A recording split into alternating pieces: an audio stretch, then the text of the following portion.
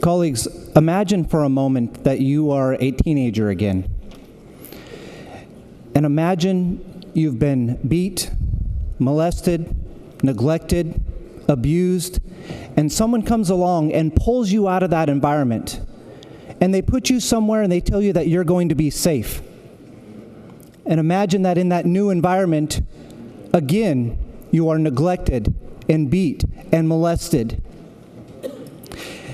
It sounds like a terrible horror movie, a twisted one, that gets even more twisted when somebody comes along and you have the opportunity to complain, and you are there waiting for the authorities to come in and pull you out and to respond to the complaints. But the authorities that could pull you out, that pulled you out the first time, didn't pull you out this time. And you are stuck there day after day dealing with this type of abuse. Unfortunately, this isn't a movie.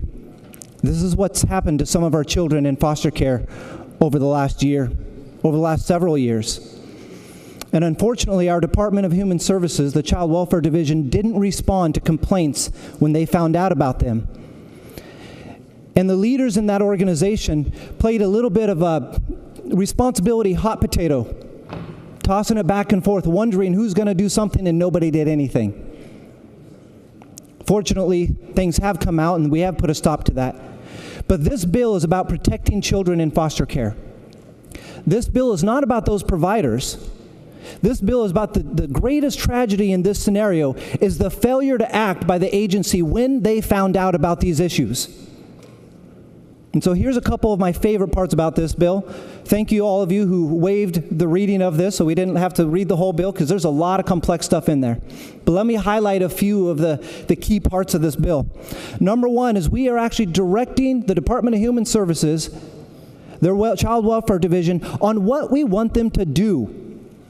It's unfortunate that we have to micromanage them in this way.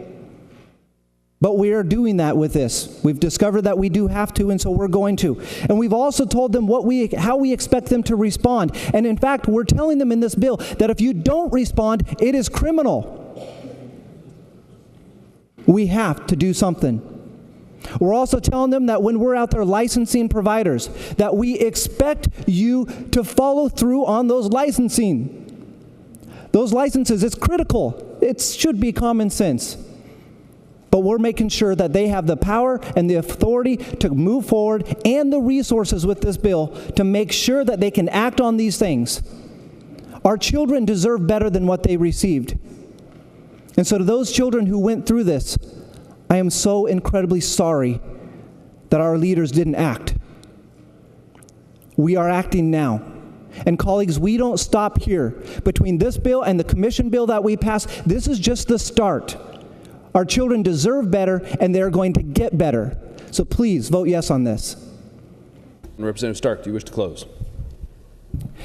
Thank you. Sorry about that a minute ago, colleagues. I get a little fired up when I think about children being hurt, and I think about us not doing anything about it. In one of the scenarios, the director at the time actually knew of substantiated allegations and didn't respond on that. But I do want to tell you that there is hope. Because as several referenced just a minute ago, the majority of our providers, whether it be everyday foster parents or whether it be provider agency organizations, are nothing short of angels sent from heaven. Okay, the work that they do, the ability for them to go out and bring in children and care for them and love for them like they're their very own, it's miraculous. Okay, and I appreciate them. And the same thing for those who work at the agency. They work hard, and they do incredible, painful work.